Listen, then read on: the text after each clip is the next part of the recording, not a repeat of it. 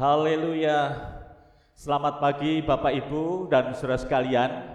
Kembali kita berjumpa melalui ibadah raya pagi ini, sekalipun melalui online di rumah kita masing-masing.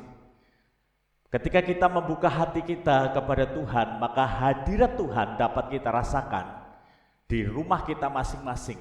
Sebab kita sama-sama memiliki kerinduan untuk datang kepada Tuhan, memuji, menyembah Tuhan, mengucap syukur kepada Tuhan. Satu hal yang kurindukan untuk berjumpa dengan Tuhan, merasakan hadirnya Tuhan dalam kehidupan kita. Buka hatimu, merasakan jamahannya pagi hari ini.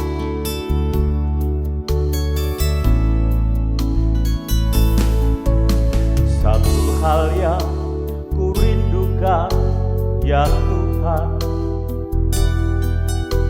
selalu berada di dekat-Mu dengan segenap hati, dengan segenap jiwa, ku menanti di hadirat-Mu.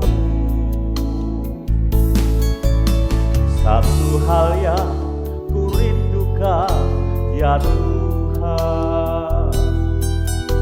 selalu berada di dekat-Mu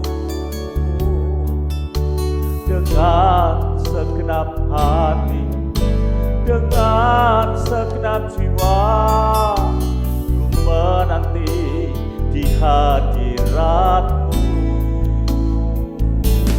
Lebih dalam lagi kurindukan Tuhan, lebih dari segala yang ada. Lebih dalam lagi ku cintakan Yesus, ku mengasihi-Mu. Dengan iman katakan, lebih dalam lagi ku rindukan Tuhan, lebih dari segala yang ada. Lebih dalam lagi ku cintakan Yesus, ku mengasihi-Mu. Dengan rasa rindu katakan, lebih dalam lagi ku cintakan Yesus, ku mengasihi-Mu, ku mengasihi-Mu, ku mengasihi-Mu, ku mengasihi-Mu.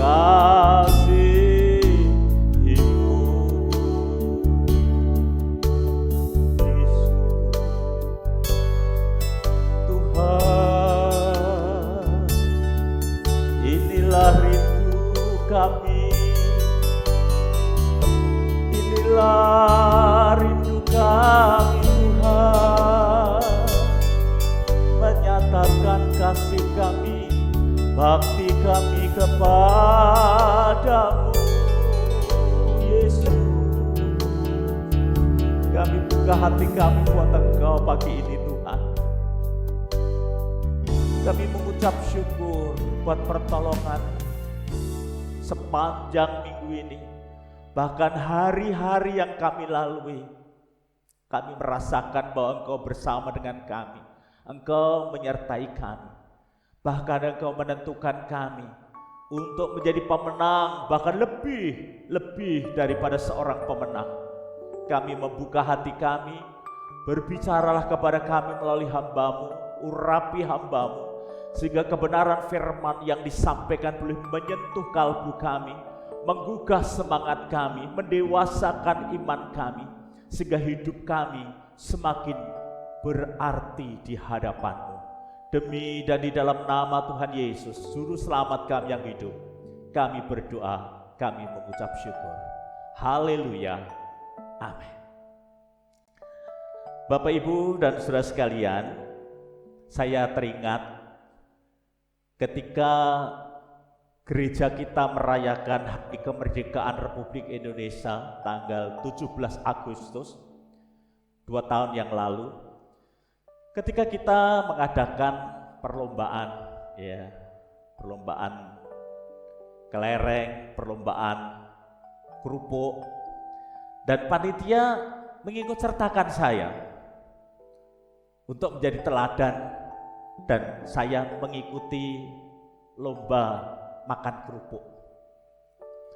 Sepertinya mudah mengikuti perlombaan makan kerupuk, tetapi ternyata tidak semudah yang saya bayangkan, karena tali yang kerupuk yang diikatkan dengan tali itu ternyata harus disambungkan dengan ibu jari kaki saya, sehingga kalau kaki saya naikkan, maka kerupuk itu akan turun. Tetapi kalau kaki saya turunkan, maka kerupuk itu akan naik. Sebenarnya semua sudah mempunyai pengalaman ya di masa lalu, di masa kecil. Dan ternyata mengikuti perlombaan yang sederhana seperti itu dibutuhkan konsentrasi. Dan saya konsentrasi agar ketika kerupuk itu turun, kaki saya tidak ikut turun. Dan pada akhirnya sayalah gembalanya yang menjadi pemenang. Pagi ini saya ingin mengajak Bapak Ibu dan saudara sekalian dan menyadari bahwa hidup itu ibarat satu perlombaan.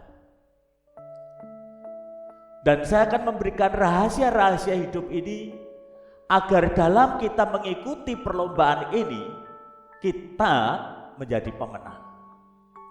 Untuk mendasari pembahasan firman Tuhan pagi ini, saya ambil dalam kitab Ibrani pasalnya yang ke-12, ayat 1 sampai ayat yang ke-12, namun saya akan membacakannya ayat 1 sampai ayat yang ketiga. Seperti ini bunyi firman Tuhan. Karena kita mempunyai banyak saksi bagaikan awan yang mengelilingi kita, marilah kita menanggalkan semua beban dan dosa yang begitu merintangi kita, dan berlomba dengan tekun dalam perlombaan yang diwajibkan bagi kita. Marilah kita melakukannya dengan mata yang tertuju kepada Yesus yang memimpin kita dalam iman dan yang membawa iman kita itu kepada kesempurnaan, yang dengan mengabaikan kehinaan tekun memikul salib ganti sukacita yang disediakan bagi Dia yang sekarang duduk di sebelah kanan tahta Allah. Ingatlah selalu akan Dia yang tekun menanggung bantahan yang sehebat itu terhadap dirinya dari pihak orang-orang berdosa, supaya jangan kamu menjadi lemah dan putus asa.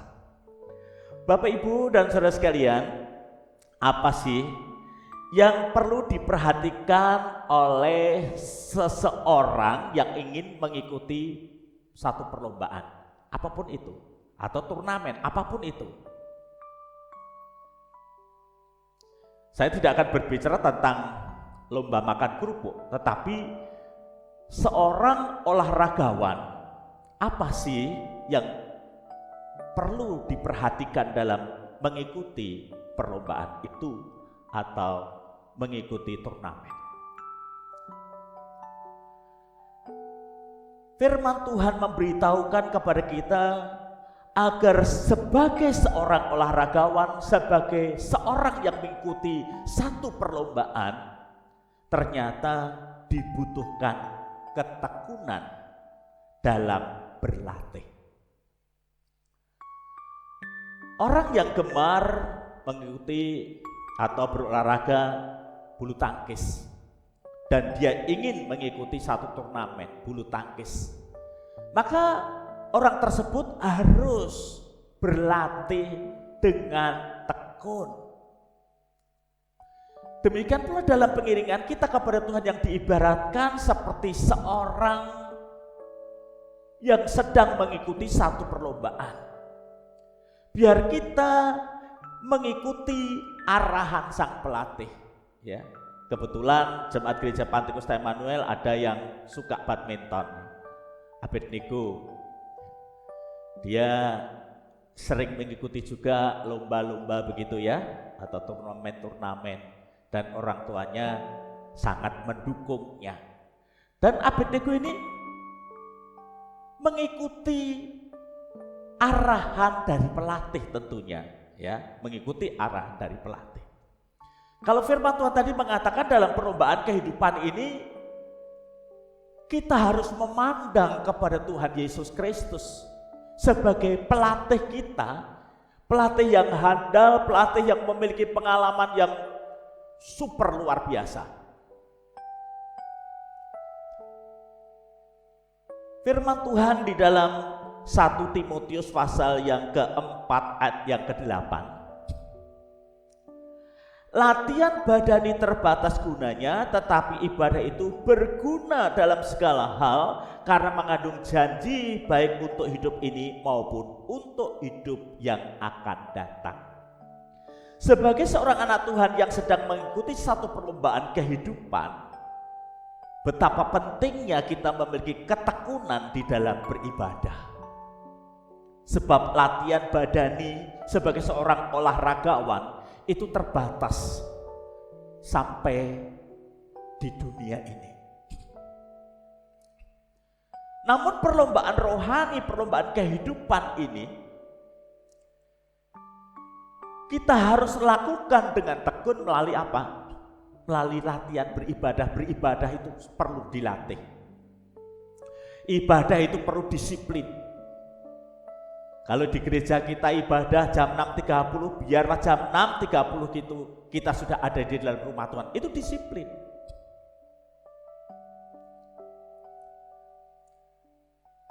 Seseorang yang mengikuti satu perlombaan, kalau saya perhatikan ya para olahragawan,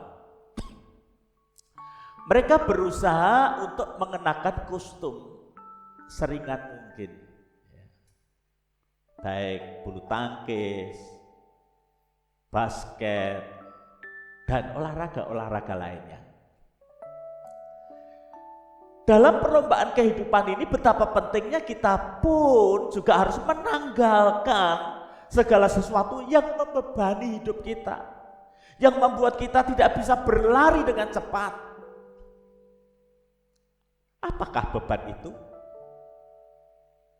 Dosa yang begitu merintangi kita. Firman Allah tadi mengatakan demikian. Kalau kita berbicara masalah dosa, mungkin orang berpikir dosa itu berzina, dosa itu mencuri, betul?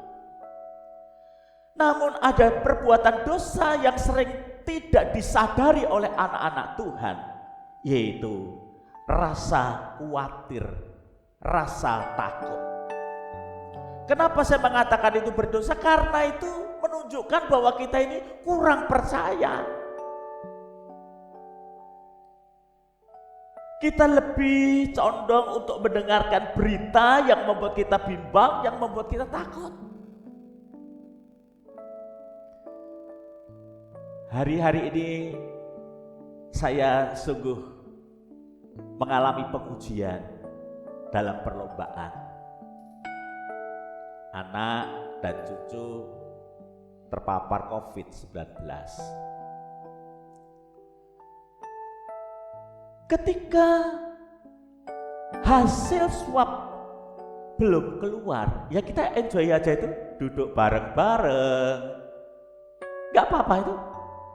Tapi begitu ada berita ternyata positif, langsung pada panik. Lalu saya mengatakan, jangan panik, tenang. Kenapa saya mengatakan demikian? Loh, tadi ya kita aman-aman saja, nggak apa-apa. Berita itu yang membuat kita panik, berita itu yang membuat kita jadi takut, membuat kita jadi khawatir. Kalau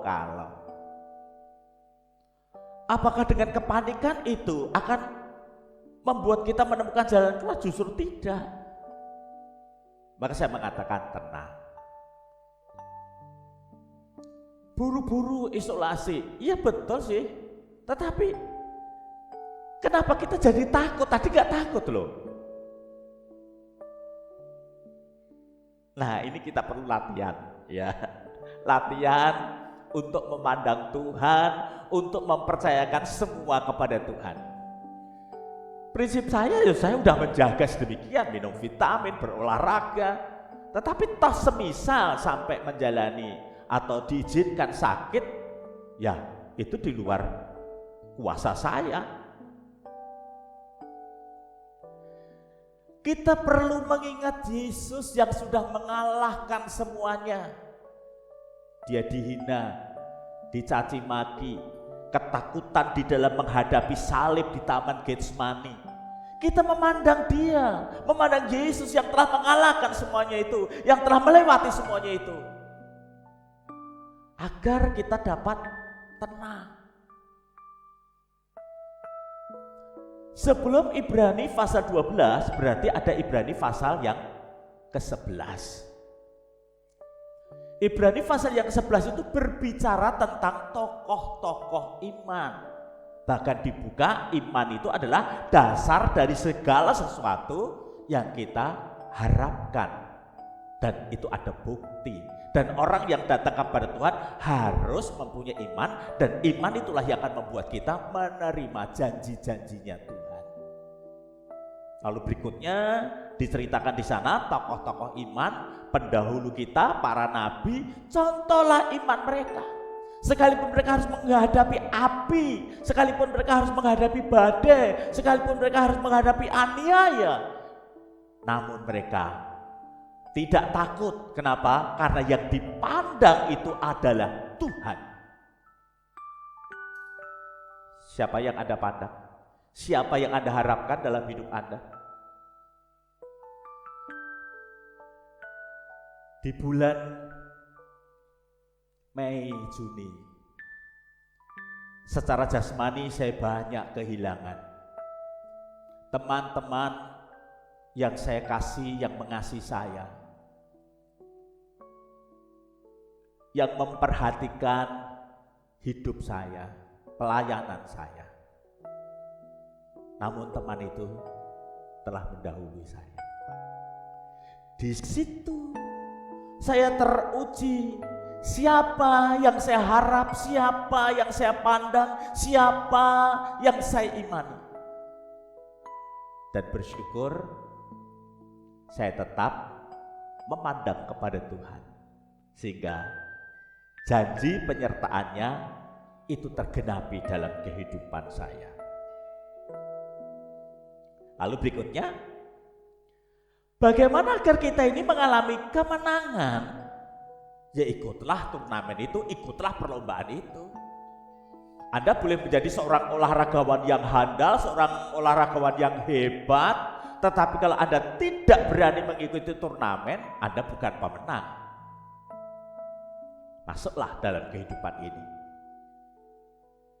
Tidak mencari masalah, tetapi hadapi setiap masalah dengan memandang kepada pelatih kita, yaitu Tuhan Yesus Kristus. Masuk. Saya seorang hamba Tuhan yang lebih senang menyelesaikan masalah itu secepat-cepatnya. Saya tidak mau menunda-menunda untuk menyelesaikannya. Kenapa? Karena itu membebani pikiran saya. Muncul halusinasi, karangan-karangan, khayalan-khayalan. Padahal apa yang saya pikir belum tentu itu terjadi. Maka daripada saya resah, saya gelisah, mendingan saya selesaikan hari itu, selesai. Saya hadapi dan saya menang. Hidup dipenuhi dengan damai sejahtera. Jadi masuklah dalam perlombaan kehidupan ini. Di dalam mengikuti perlombaan dibutuhkan konsentrasi.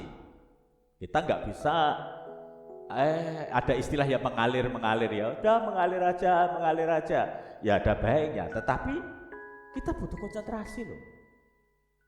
Seperti kata pembukaan saya tadi, mengikuti perlombaan makan kerupuk. Itu dibutuhkan konsentrasi loh. Antara saya mengangkat kaki saya dan saya menengadah melihat kerupuk itu dan ketika dekat mulut saya makan. Itu butuh konsentrasi.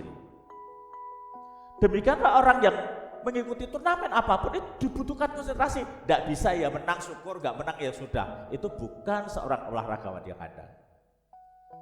Bukan seorang anak Tuhan yang beriman. Ya wis lah, diparingi syukur, diparingi ya wis. Itu iman apa? Biar kita mengharapkan janji Tuhan, kita berdoa dengan sungguh-sungguh, kita latihan beribadah dengan sungguh-sungguh. Dan jangan lupa terus memandang ke depan. Biarlah tatapan mata kita ke depan.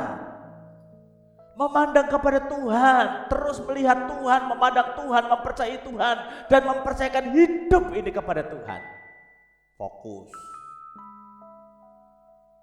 Jadi jangan mengalir, fokus. Lalu, karena mengikuti satu perlombaan itu kan penontonnya banyak ya. Penonton itu tidak semua memuji. Penonton itu tidak semua mendukung kita. Benar enggak? Ada yang mengolok kita, ada yang mengharapkan kekalahan kita, celaka kita, itu penonton.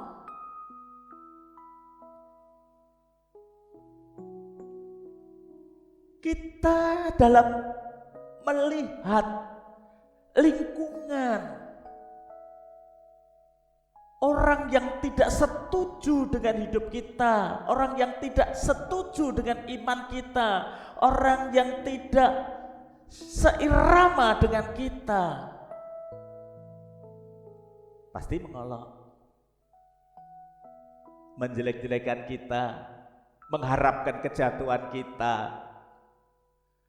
Mereka selalu berprasangka kita diberkati, mungkin golek pesugihan, berprasangka kita miskin, dosa dia. Itu penonton. Yang tahu hidup kita ya diri kita, dan tentunya Tuhan yang tidak bisa kita bohongi. Nah, kalau diolok kanan kiri, jangan putus asa. Ya. Jangan putus asa. Raih kemenanganmu. Milikilah tekad, aku harus menang. Aku harus sampai di garis finish. Aku harus menang. Jangan putus asa. Orang mau ngomong apa saja, saya hidup tuh begitu. Sudahlah. Mereka mau ngomong apa saja, saya hidup tidak minta makan mereka. Ya sudah, mereka gak suka. Bagaimana lagi? Saya tidak perlu klarifikasi. Ada istilah betapa sulitnya meyakinkan lalat bahwa bunga itu lebih indah daripada sampah. Orang yang sudah terkontaminasi sulit diyakinkan siapa diri kita. Ya, tunjukkan aja bahwa kita tidak seperti yang mereka sangkakan. Titik. Terakhir, tantangannya apa sih dalam hidup ini? Karena hidup itu diumpamakan atau diibaratkan seperti satu perlombaan. Perlombaan itu pasti ada tantangannya.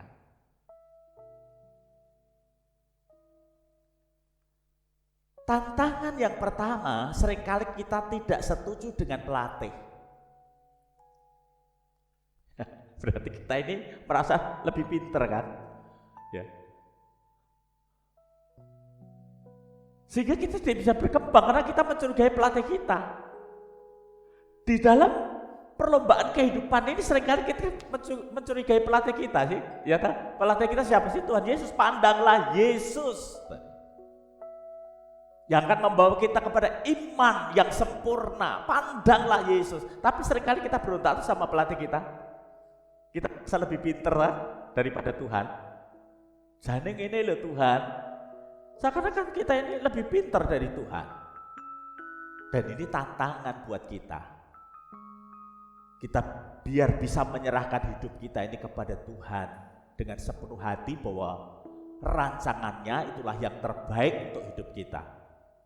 Kalau Bapak di dunia ini tidak tega kan melihat penderitaan anaknya, lebih lagi Bapak kita di surga, Bapak yang baik, tidak akan tega melihat kita menderita.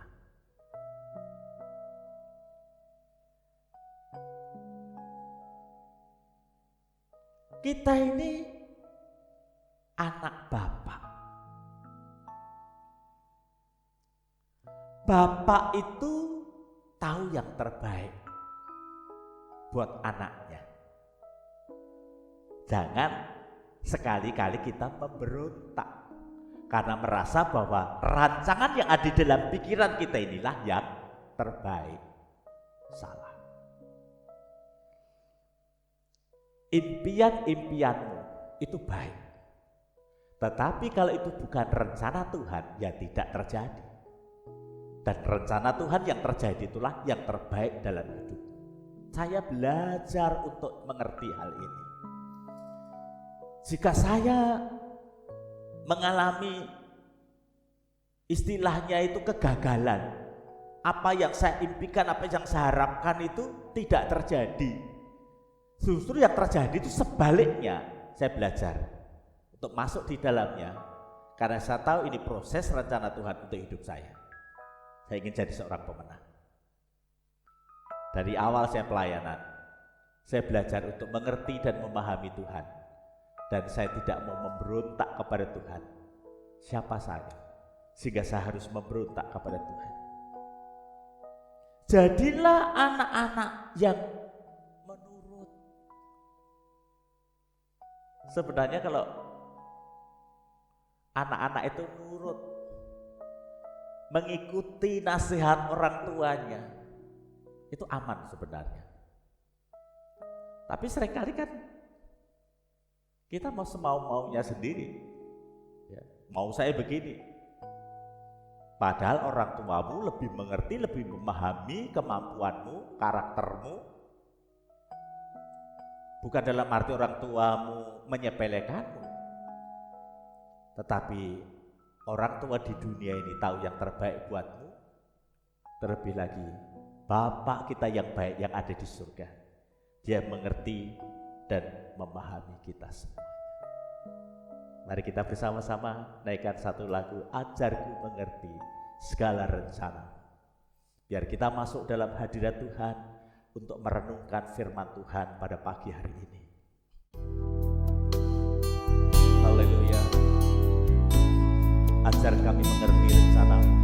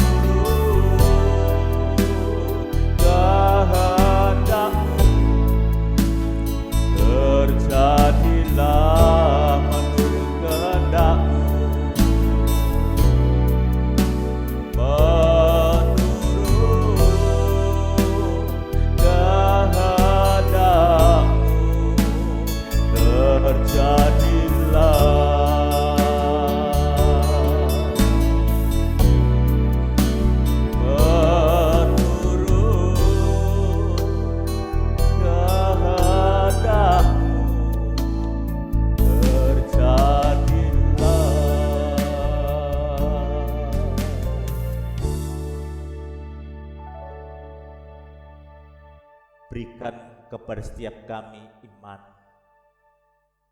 untuk mengimani rancangan-rancangan-Mu yang indah, rancangan-rancangan-Mu yang baik. Dan ketika kami memasuki rancangan-Mu, akan banyak penonton yang melihat kami. Ada yang mentertawakan kami, namun juga ada yang memuji kami. Biar pandangan mata kami hanya tertuju kepada Tuhan Yesus yang adalah pelatih kami. Pelatih yang handal, yang telah memasuki banyak cobaan dalam hidup ini dan menang. Dan ketika kami terus memandang Tuhan Yesus, maka kami pun akan mengalami kemenangan yang luar biasa dalam mengikuti perlombaan kehidupan ini. Teguhkan, kuatkan iman kami ya Tuhan. Melalui ibadah raya pagi ini, biar kembali kami diingatkan bahwa banyak orang yang melihat kami, banyak orang yang menginginkan kegagalan, kejatuhan kami. Namun dengan memandang, kami beroleh kekuatan baru. Dengan memandang-Mu, maka rancangan-Mu yang indah tergenapi dalam hidup kami. Berikan kepada setiap kami hati yang mengucap syukur, mensyukuri peristiwa-peristiwa yang Tuhan izinkan terjadi dalam hidup kami. Kami percaya semuanya akan indah pada waktunya. Berkati anak-anak-Mu yang saat ini masih pada masa isolasi mandiri di rumah mereka masing-masing. Mari Tuhan, ulurkan tangan untuk menguatkan, meneguhkan iman mereka, untuk memulihkan kesehatan mereka, agar mereka kembali dapat beraktivitas, dapat kembali melayani pekerjaan, melayani-Mu secara pribadi. Kami berdoa buat anak-anak-Mu di seluruh pelosok negeri kami, mereka yang terpapar COVID-19 varian yang baru ini Tuhan.